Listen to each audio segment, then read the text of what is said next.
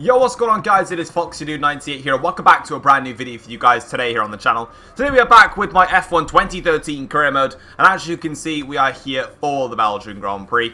And without further ado then, let's have a look at things as we stand. But obviously, in the last episode, I can't scroll correctly, we had this come through. It was a contract offer from Ferrari. Now, Ferrari said that they wanted an answer straight away, and you guys pretty much felt the same way as me, so I'm just going to casually reject this offer because you guys thought that I shouldn't reject the offer, so I'm going to accept it because that's exactly what everyone thought. So we are joining Ferrari. Ooh, I haven't seen this cutscene. I've never played F1 2013.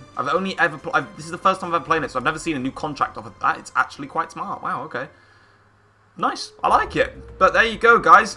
That is it. We are now officially a Ferrari driver. I have gone ahead and accepted the contract offer. You guys were the exact same opinion as myself. You guys definitely thought that I should take the Ferrari offer. I really wanted to take the Ferrari offer, and at the end of the day, it is kind of my career mode, so I was going to take it no matter what. And having a look at the race results data, then you can see all of this. Looking at the teammate challenge data, of course, we don't actually have any relevancy to where we are compared to Fernando Alonso, because we've not raced against Alonso before. Having a look at the information for Spa, it's going to be a dry race. Hopefully this Ferrari car is slightly lenient on the tyre wear compared to the Lotus was. Obviously Lotus was constantly complaining about their tyre wear, but having a look then at the Drivers' Championship, you can see that we are second in the championship behind Sebastian Vettel by 15 points. Fernando Alonso rocks up just behind. You can see Massa is still there on the championship standings because, of course, he did score 90 points beforehand. And, of course, we're going to have Romain Grosjean all the way down here on 0 points because, of course, he was never actually in the series beforehand. Looking then at the Constructors' Championship, you can see that it's Mercedes top of the table. So we're going to try and overhaul that. But without further ado then, we're going to get into qualifying here for this Belgium Grand Prix and try and see if we can get back on track after a horrible Hungarian Grand Prix.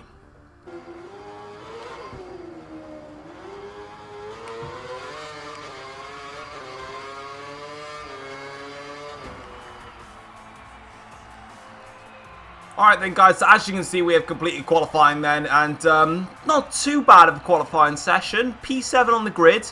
Obviously, Fernando Alonso has just shot up to pole position for the Grand Prix. In fact, he was 6/10 quicker than anybody else, so an awesome qualifying there for my teammate Fernando Alonso. Raikkonen doing a stellar job for qualifying in 4th place, so my teammate and my former teammate both out-qualified me. The positive thing that I can take, on this qualifying session, no, I don't want to restart. I've already qualified. The positive that I can take out of this session, definitely, is that the car is much better than the Lotus. The grip that the car can produce, it's very, very strong. The car has got a lot of grip in the corners. I'm able to get on the power much, much earlier. The only downside, obviously, to the lap was I did outbrake myself a couple of times. Cost me a little bit here and there, but overall, I like the Ferrari car. It's a lot better than the Lotus car. Like, there is a massive difference, and I can really feel that. And you can see there that I'm obviously not too concerned about my qualifying. You would have seen the stats there. Our average qualifying position is P11. My average race finish is P5, so it's all about the race for me. Hopefully, I might start 7th, so am I going to be on the outside or the inside for last source? If I get that inside line, I'm going to be right at the inside of everyone. Alright, we're on the grid then to start this race. I've got FP2 in real life on at the moment as well, so I can watch that at the same time. 5 lights. Lights out, and away we go then to start this race off. I'm going to save a bit of curves, actually. I'm going to try and see what I can do on Hamilton. I clipped that apex a lot.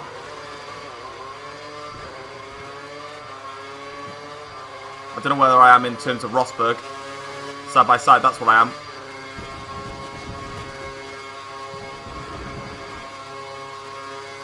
Hamilton's got a fabulous run here on Fernando Alonso. Up the straight, down the straight even. Not up the straight. But I have a tremendous slipstream on the pair of them. Excuse me! That's a bit of bumpy on Alonso. I'll give him the room.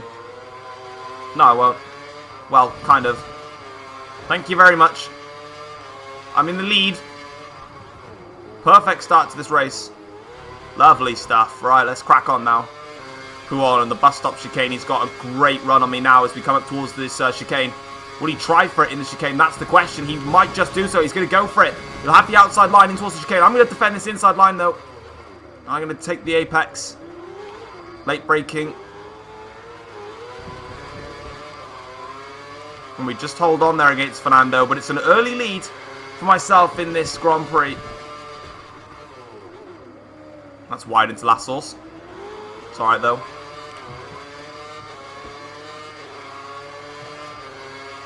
There's an early lead for Ferrari though. That's the main thing.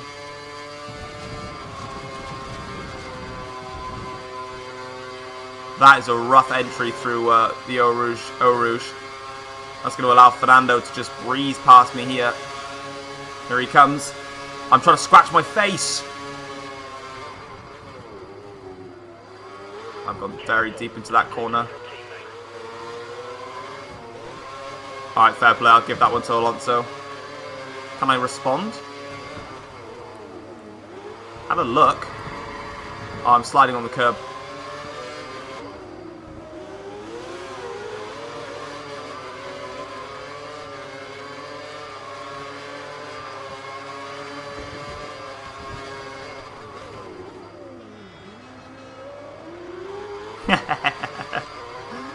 Oh, what a perfectly executed dive bomb that was. Oh, I love it.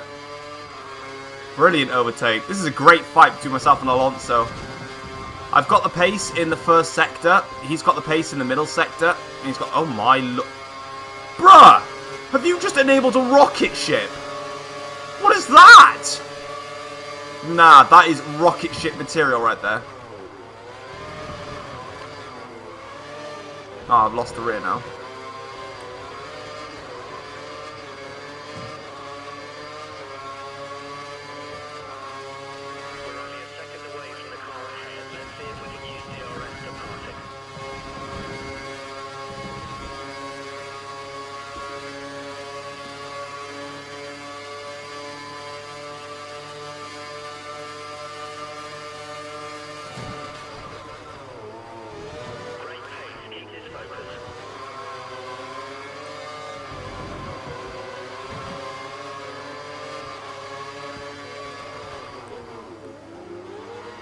Excuse me, Fernando. That's how you do it.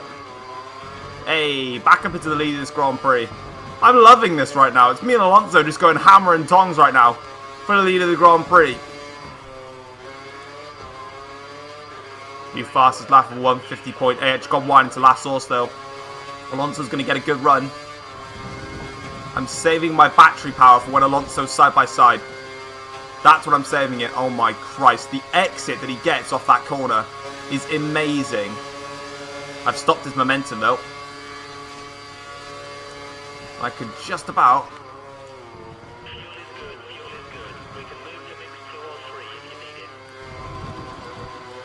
Shut up, Jeff. I'm working hard.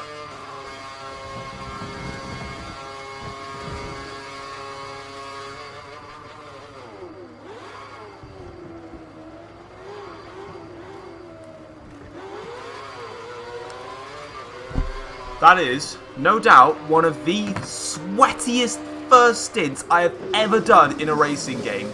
The amount of pressure that I'm putting on Alonso, and oh, I've been held in the pits. Great. Hopefully Alonso gets held in the pits when the others come in. But the amount of pressure that I'm having to put on Fernando to A, keep up with him, and then B, to fight him, it's incredible. It's insane. We've got the fresh tyres though. And crucially, no tyre wear problems with this car. Tyres were fine. It's the Lotus car that has problems with tyres, it seems.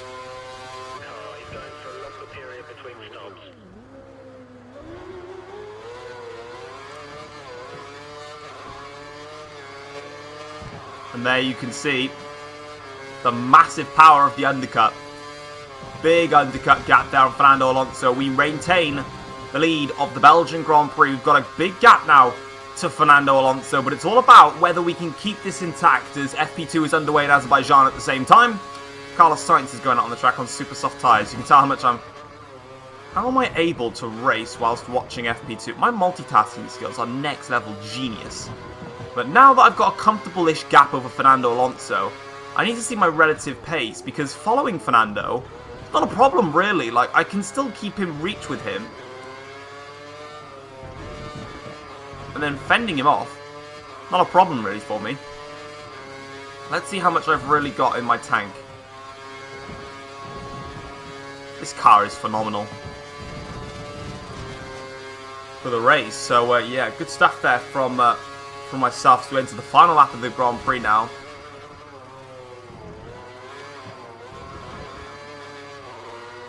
Fernando hasn't really got anything to ask for. I've just gained another half a second in this on this particular lap in the first sector.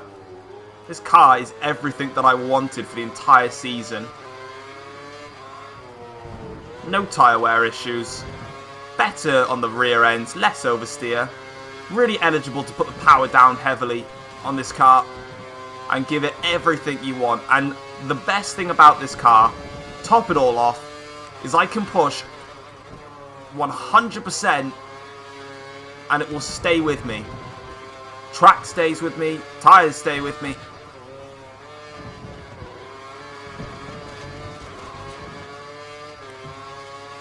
Car just there, it just works. It wants to work with me and I'm eligible to push it 100% for the entire race. The first stint we had an absolutely fantastic battle with Fernando Alonso for the win. After the undercut though, it's been all myself in this Grand Prix. And a dream way to start off with Ferrari as we go through the bus stop chicane for the final time now. To come across the line, it's going to be the win for Ferrari in my debut for the team. That was a very good start to proceedings there. Ferrari 1-2 here at Spa-Francorchamps.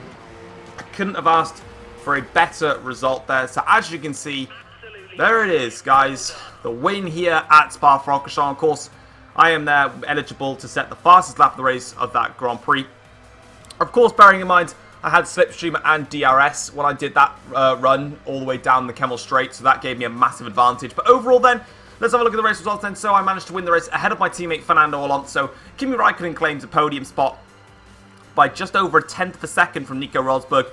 Lewis Hamilton finishes in 5th. Sebastian Vettel finishes down in a disappointing P6 for Red Bull, so that's going to help me in the championship. Romain Grosjean in 7th for his debut at Lotus. Webber finishing in 8th for Red Bull ahead of Button and Sergio Perez. And then there is the rest of the grid round off with Paul di Resta failing to finish this Grand Prix. I am ecstatic with that. Into the Drivers' Championship then, and as you can see, as Jeff won't shut up, you can see that we have managed to regain the lead of the World Drivers' Championship, but you can see it is extremely tight between myself and Sebastian Vettel. 2 points separates us, with Fernando Alonso still right in there in the championship hunt, 27 points back. Lewis Hamilton 39 points further back ahead of Nico Rosberg, who is 44 points back. So really, the top 5 still all very much in contention to winning this World Championship. Mark Webber's been awful pretty much this season along. And in the Constructors' Championship, it's even tighter. Ferrari leads the way ahead of Mercedes-Benz by absolutely nothing, and it's probably due to the fact that we've had more race victories than Mercedes-Benz. But yeah, we are very much in the hunt in this Constructors' Championship. Red Bull just 15 points back, and Lotus only 23 points back. So the top 4 can all still win the Constructors' Championship. It is super close in this 2013 career mode, and I'm very much relishing the challenge. So let's go wait for the podium sequence, and whilst that's going on, I'm just going to see what Vettel does on his first flying lap in FP2. As he comes across the line, I can tell you guys that he didn't beat Magnussen's lap time, goes 5th with that one. That's because he locked up towards one of the corners. But there it is then, guys. First bit of celebration with Ferrari. Lovely jubbly indeed. Fist pumping and everything. And there's Fernando Alonso to congratulate me there. So managed to beat Alonso today, but of course at Monza it's where it all counts. That's where we want to pick up the win. It's great to get a 1-2 today, but we need that at Monza, where our home crowd are going to be busting for us to win it off. Alright, so racking it off then with the emails then. So, as you can see, fantastic result at Spa, a well-deserved 4th win of the season. There are a lot of happy people in the garage today. Many in the team are telling me how happy they are with your performance. Good job. Having a look at the race results data, you can see that qualifying objective was 10th, we finished in 7th. The race objective was 4th, and we finished in 1st. Our qualifying lap time was 1:51.5. Pole position was set on a 1:50.3. My fastest lap and the race's fastest lap was a 1:50.8. So you can see how much more better I was even in the race compared to qualifying. I found even more pace there, and we gained 6 positions. Having a look at the teammate challenge data, this is interesting then. So overall, throughout this entire season, we've outraced Alonso 7 times compared to Alonso outracing me 4 times. I've had 7 podiums compared to Alonso's 5. Alonso's outqualified me 10 times compared to me just doing it the once. and I've had 6 fastest laps compared to Alonso's 5 fastest laps. So the challenge data is pretty close apart from qualifying. But guys, that is going to be it for this episode of my F1 2013 career mode. If you have enjoyed it, feel free to drop it a like. If you are new around here as well, feel free to subscribe to the channel if you've not been subscribed already. And until then, guys, I will see you next time where we head over to the home of Ferrari to try and pick up a critical race win. Take care all. Peace.